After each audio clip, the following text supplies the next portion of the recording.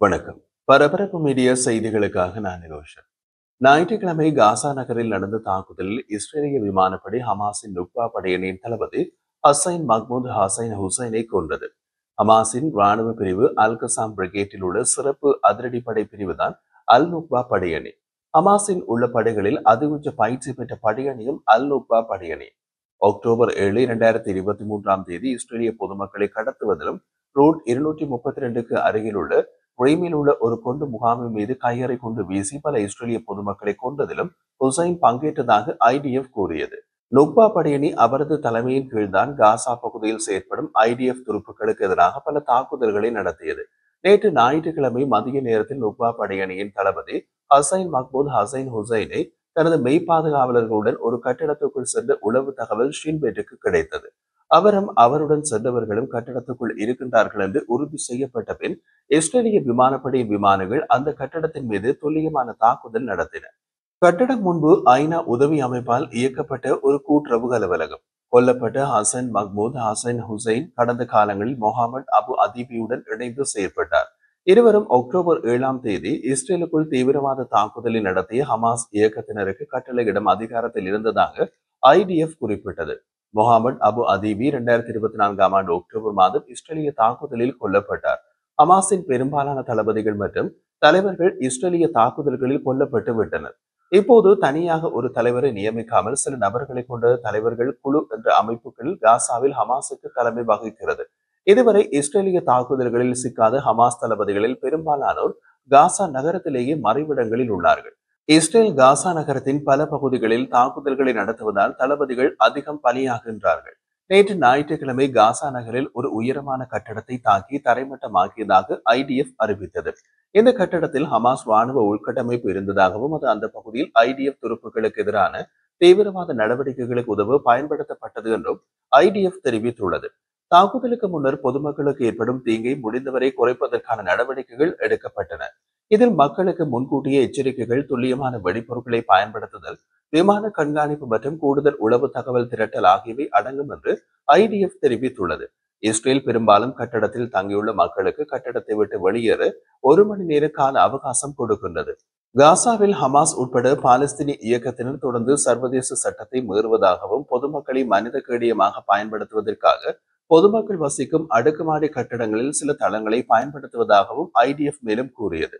காசா நகரில் செயற்படும் இஸ்ரேலிய ராணுவத்தின் 188வது கவசப்படை மற்றும் 828வது படைப்பிரிவின் துருப்புக்கள் கடந்த 24 மணி நேரத்தில் குறைந்தபட்சம் 40 ஆயுதம் ஏந்தியவர்களை கொண்டதாகவும், சுரங்கப்பாதை தண்டுகள் மற்றும் நிலத்தடி சுரங்கப்பாதை வழிகளை அகற்றியதாகவும், பொதுமக்களின் பகுதிகளில் மறைத்து வைக்கப்பட்ட ஆயுதங்களை கண்டுபிடித்ததாகவும் ராணுவம் அறிவித்தது. ஞாயிற்றுக்கிழமை ஐடிஎஃப் துருப்புக்கள் காசாவில் ஒரு ஹமாஸ் செல்லை அகற்றின. ஹமாஸ் செல் என்று அவர்கள் குறிப்பிடுவது ஹமாஸ் இயக்கத்தினரின் குழு. இதில் வழமையாக 5 முதல் 10 பேர் ஒன்றாக இருந்து செயற்படுவார்கள். நிகழ்வுக்கு முன்னர் ஐடிஎஃப் டேங்களுக்கு அருகில் வெடிக்கும் சாதனத்தை வைக்க முயன்ற ஒரு நபரை துருப்புக்கள் அடையாளம் கண்டனர். அந்த நபர் உடனடியாக சுட்டு வீழ்த்தப்பட்டார். சிறிது நேரத்திற்கு பின்னர் துருப்புக்கள் மற்றொரு ஹமாஸ் செல்லை அடையாளம் கண்டனர். உடனடியாக தகவல் கொடுக்கப்பட இஸ்ரேலிய விமானப்படை அந்த ஹமாஸ் செல்லை அகற்றியது. காசா நகரத்தை ஆக்கிரமித்து ஐடிஎஃப் ஆபரேஷன் கிதியோர் ரதங்கள் 2 ஆகஸ்ட் மாத இறுதியில் தொடங்கியதிலிருந்து ராணுவம் பல உயரமான கட்டடங்களை தாக்கி அழித்து நகரத்தின் குறைந்தது பாதியாவது ஆக்கிரமித்துள்ளது. 8 லட்சத்திற்கும் மேற்பட்ட குடியிருப்பாளர்கள் ஏற்கனவே காசா நகரத்தை விட்டு வெளியேறிவிட்டதாக ராணுவ மதிப்பீடுகள் தெரிவிக்கின்றன. டெல் அல் ஹவா, அல் நாடி, ஜெய்டோன், ஷேக் அஜ்லீன், சிஜேயா மற்றும் துஃபா உட்பட காசா நகரம் முழுவதும் பல சுற்றுப்புறங்களை இப்போது ஐடிஎஃப் கட்டுப்படுத்துகின்றது. காசா நகரில் ஒரு ரோந்து பணியில் இருந்த இஸ்ரேலிய ராணுவத்தின் டேங்க் தொடரணியை நோக்கி டேங்க் எதிர்ப்பு ஏவுகணைகளை ஏவிய 5 ஹமாஸ் உறுப்பினர்களை துருப்புக்கள் அடையாளம் கண்டு சுட்டு வீழ்த்தினர். இஸ்ரேலிய உயிரிழப்புகள் எதுவும் தெரிவிக்கப்படவில்லை. காரணம், ரோந்து படைகள் டேங்கல் அல்லது கவச வாகனங்களை விட்டு கீழே இறங்குவதில்லை. கடந்த 24 மணி நேரத்தில் விமான தாக்குதல்களில் சுமார் 150 இலக்குகளை தாக்கின. அவற்றில் ஆயுத கிடங்குகள், கட்டளை மையங்கள் மற்றும் பல்வேறு இயக்க உறுப்பினர்கள் அடங்குவார்கள். காசா நகரத்தின் பிற இடங்களில் இஸ்ரேலிய ராணுவம் தமது கட்டுப்பாட்டு பகுதியை விரிவுபடுத்தினர். விமானப்படை ஆதரவுடன் ஹமாஸ் உள்கட்டமைப்பு மற்றும் போர் மையங்களை அளித்தனர். காசா நகரில் இஸ்ரேலிய தாக்குதல்களின் விளைவாக 2 பணிய கைதிகளை வைத்திருக்கும் குழுவுடனான தொடர்பை இழந்ததாக ஹமாஸ் ஞாயிற்றுக்கிழமை ஒரு அறிக்கையில் கூறியது. அந்த அறிக்கையில் காசாவில் கண்மூடித்தனமான ராணுவ நடவடிக்கைகள் காரணமாக கடந்த 48 மணி நேரத்திற்குள் 2 பணிய கைதிகளுடனான தொடர்பை இழந்துள்ளோம். அவர்களை பாதுகாத்திருந்த குழு இறந்திருந்தால் பணிய கைதிகளும் இறந்திருக்கலாம். இஸ்ரேலிய ராணுவம் திரு இலக்கம் 8ற்கு தெற்கே உடனடியாக பின்வாங்கவும். இன்று மாலை 6 மணி முதல் 24 மணி நேரம் விமான தாக்குதல்களை நிறுத்தவும். அதற்கிடையே 2 பணிய கைதிகளையும் தேடி மீட்க முயற்சிப்போம் என்று கூறப்பட்டிருந்தது. உண்மையிலேயே 2 பணிய கைதிகள் காவல் காக்க நிறுத்தப்பட்ட குழு இஸ்ரேலிய தாக்குதலில் கொல்லப்பட்டதா அல்லது இஸ்ரேலிய தாக்குதல்களை 24 மணி நேரம் நிறுத்த இது ஒரு தந்திரமா என்பது தெரியவில்லை. கடந்த வாரம் ஹமாஸின் ராணுவ பிரிவான இசாடின் அல்கசாம் படைப்பிரிவு காசா நகரத்தில் இஸ்ரேலின் தாக்குதல்கள் தொடரும் வரை காசாவில் பணிய கைதிகளின் உயிரை பற்றி கவலைப்பட போவதில்லை என்று கூறியதாக அந்த நேரத்தில் CNN செய்தி வெளியிட்டது. உங்கள் கைதிகள் காசா நகரத்தின் சுற்றுப்புறங்களுக்குள் பிரிக்கப்படுகிறார்கள். நேதன்யாகு அவர்களை கொல்ல முடிவு செய்துவிட்டால் அவர்களின் உயிரை பற்றி நாங்கள் கவலைப்பட மாட்டோம் என்றும் தெரிவித்தது.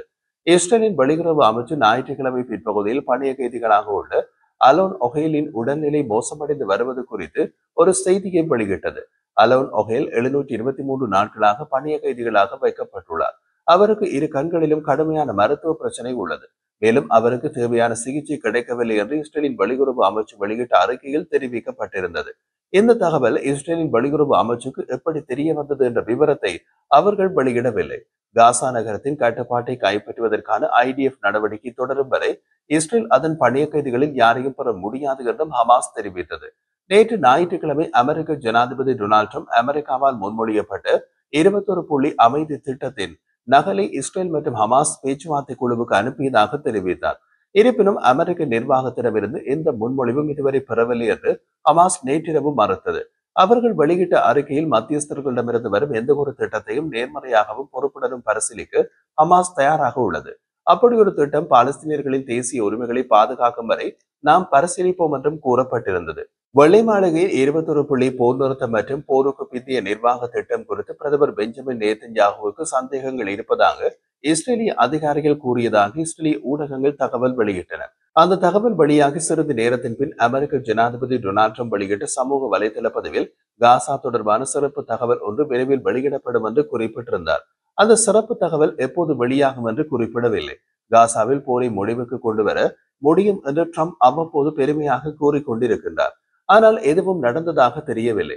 ஆனால் நேற்று ஞாயிற்றுக்கிழமை பிற்பகல் பாக்ஸ் நியூஸுக்கு அளித்த பேட்டியில் நேதன்யாகு இந்த திட்டத்தை ஏற்றுக்கொண்டதாக கூறவில்லை. நாங்கள் அதை பரிசீலித்து வருகிறோம் என்றும் இது இன்னமும் இறுதி செய்யப்படவில்லை என்றும் அவர் கூறினார். நேதன்யாகு நிபந்தனைகளை முன்வைத்து போர் நிறுத்த திட்டத்தில் மாற்றங்களுக்கு அழுத்தம் கொடுப்பார் என்று எதிர்பார்க்கப்படுகிறது என்று 3 இஸ்ரேலிய அதிகாரிகள் ஞாயிற்றுக்கிழமை தெரிவித்தனர். பல விவரங்கள் முன்கூட்டியே தயாரிக்கப்பட்டிருந்தாலும் கூட ஒரு ஒப்பந்தத்தை முடிப்பதில் உள்ள சிரமத்தை சுட்டிக்காட்டுகின்றார்கள்.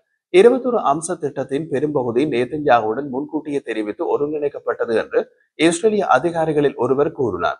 காசா நிர்வாகத்தின் பாலஸ்தீனிய அதிகார சபையின் பங்கு மற்றும் எதிர்கால பாலஸ்தீனிய அரசின் அபிலாஷைகள் பற்றிய குறிப்பு போன்ற சில பாகங்களை இஸ்ரேல் எதிர்க்கும் என்று வெள்ளை மாளிகைக்கு தெரியும். ஆரம்பத்தில் வெளியிடப்பட்ட அனைத்து திட்டங்களையும் நேதன்யாகு ஏற்றுக்கொள்ளவில்லை என்று ஒரு அதிகாரி கூறினார். அமெரிக்கா இந்த திட்டத்தை இறுதி செய்வதற்கு முன்பும் அதற்கு பின்பும் மேலும் மாற்றங்களை செய்ய நேதன்யாகு முயற்சிப்பார் என்று இரண்டாவது அதிகாரி கூறினார். இந்த திட்டத்தை பற்றி விவாதிக்க நேதன்யாகு வியாழக்கிழமை நியூயார்க்கில் உள்ள ஐநா பொது சபையின் ஓரத்தில் ஜனாதிபதி டொனால்ட் ட்ரம்பின் தூதர் ஸ்டீவ் விட்காஃப் மற்றும் மருகவன் ஜெராட் குஷ்னரை சந்தித்தார். செவ்வாய்க்கிழமை ஐநாவில் அரபு நாடுகளுக்கு போர் நிறுத்தம் மற்றும் போருக்கு பிந்தைய திட்டத்தை ட்ரம்ப் வழங்கினார். இந்த முறை என்ன நடக்கப் போகிறது பார்க்கலாம்.